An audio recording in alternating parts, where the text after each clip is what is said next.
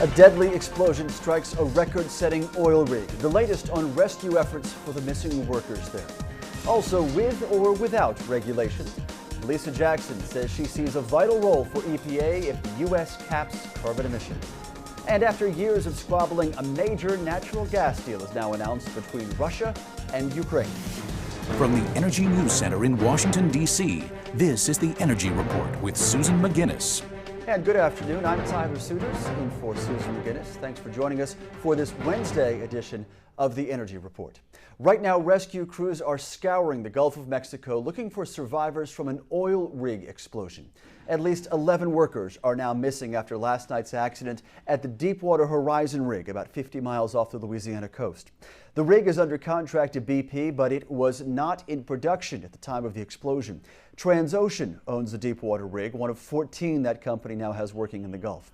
Now, according to Transocean, this particular Deepwater rig set a world record back in September, drilling to more than 35,000 feet at a separate BP Gulf site. Reports say this damaged rig is now tilting badly, about 70 degrees, and the fire was still burning as of this afternoon. It'll be a huge salvage project. The size of this rig is incredible, so it's going to be a massive recovery, or trying to recover that or get it back right-sided up. BP says Coast Guard environmental teams are now on standby in Morgan City, Louisiana. Those teams will then gauge any potential environmental damage once that rig fire is finally extinguished. According to MMS, since 2001, there have been 858 fires and explosions in the Gulf of Mexico. As a result, 69 people have died there. In a decision that could eventually shake the energy world today, the Senate Agriculture Committee approved legislation limiting the ability of Wall Street banks to trade derivatives. Energy companies use these derivatives to hedge against risks, things like oil price spikes.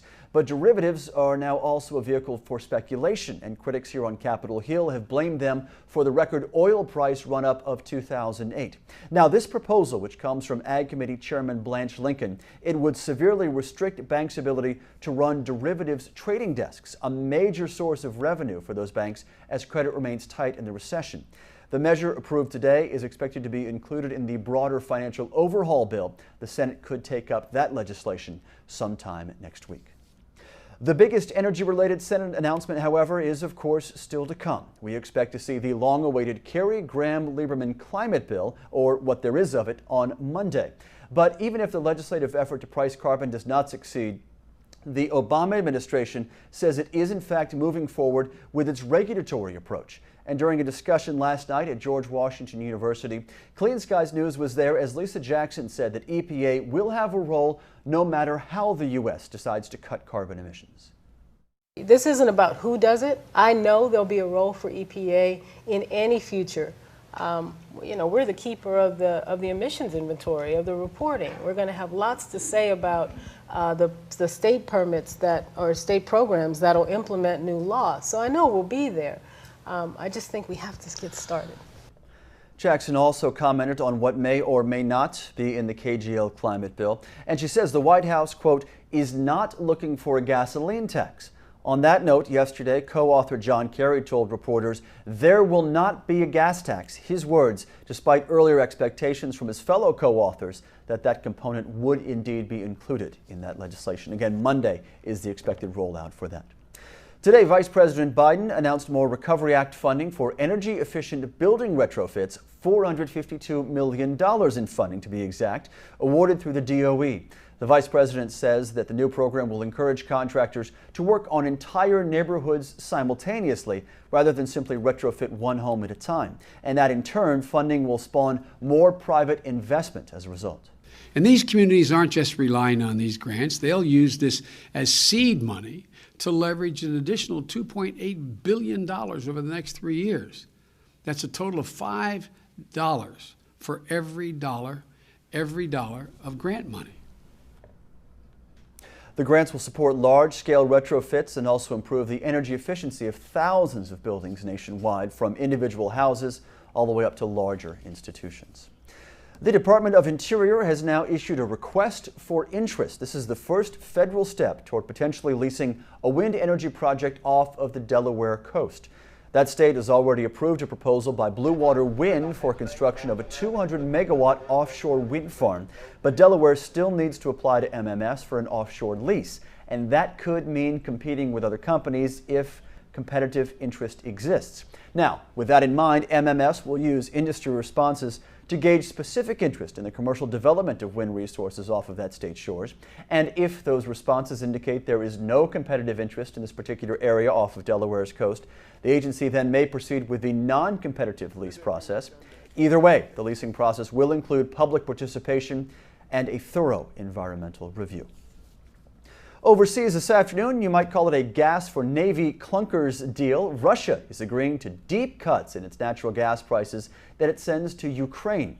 In exchange, Russia will get a 25-year extension to keep its Black Sea naval fleet in a Ukrainian port. That lease was due to expire in the year 2017. Now, the deal calls for discounts of $100 for every 1,000 cubic meters of gas, or 30% if the benchmark price falls below $330 US. Ukraine also has agreed to purchase 10% more Russian gas in 2010 than it did back in 2009. This is now the single biggest reduction of natural gas pricing by Moscow since the breakup of the Soviet Union. And perhaps more importantly, today it marks a dramatic turnaround to the previously difficult energy relations between these two countries. You may remember our reports as they reached a low point in early 2009 when Russia shut off all natural gas supplies to Ukraine in a dispute over pricing that in turn caused fuel shortages across parts of Europe. A new European Union document released under the Freedom of Information laws shows that developing biofuels may actually make global warming worse. The document says biofuels from soybeans can create up to 4 times more harmful emissions than standard diesel or petrol. The EU had set a goal to blend 10% of its gasoline with renewable fuels, including biofuels, by the end of this decade. The European Union is already conducting 4 studies on the effects that biofuels would have on the European economy. Back here in the U.S., Wisconsin's Assembly has now delayed debate on a measure that would impose sweeping renewable energy mandates in that state. The bill would mandate a quarter of Wisconsin's energy come from renewable resources by 2025. Now, environmentalists say this bill will create thousands of jobs, result in cleaner air, and along the way save the state millions of dollars as its dependency on oil and coal wanes. But in the business sector, those critics counter that the bill would simply drive up utility rates and cost thousands of jobs in Wisconsin. Thursday, tomorrow, is the last day of the legislative session in Wisconsin, and that bill would have to clear both the Assembly and the Senate in a single day, and that scenario is unlikely. Wrapping up this Wednesday here in the nation's capital, we'll take a look at the events on tap for Thursday here in Washington. First of all, 10 a.m. Eastern, Air Force representatives will plant a Valley Forge American elm tree in the Pentagon courtyard. It is part of the Air Force observance of Earth Day. Also at 10 a.m., the National Park Trust is holding an Earth Day anniversary event. Speakers will be from the USDA. Also, Senator Thomas Carper from the Environment Committee will be on hand. And at 3:30 Eastern tomorrow afternoon, this is going to be cool. The Navy is demonstrating the flying ability of the Green Hornet. This is an FA-18 powered by a 50-50 biofuel blend that's taking place at the Naval Air Station in Maryland. And that is this Wednesday edition of the Energy Report. Thanks for joining us here in the Energy News Center. You can reach our team here in the nation's capital anytime at the address at the bottom of your screen, contact@cleanskies.com. You can also follow us throughout your day on Facebook and Twitter.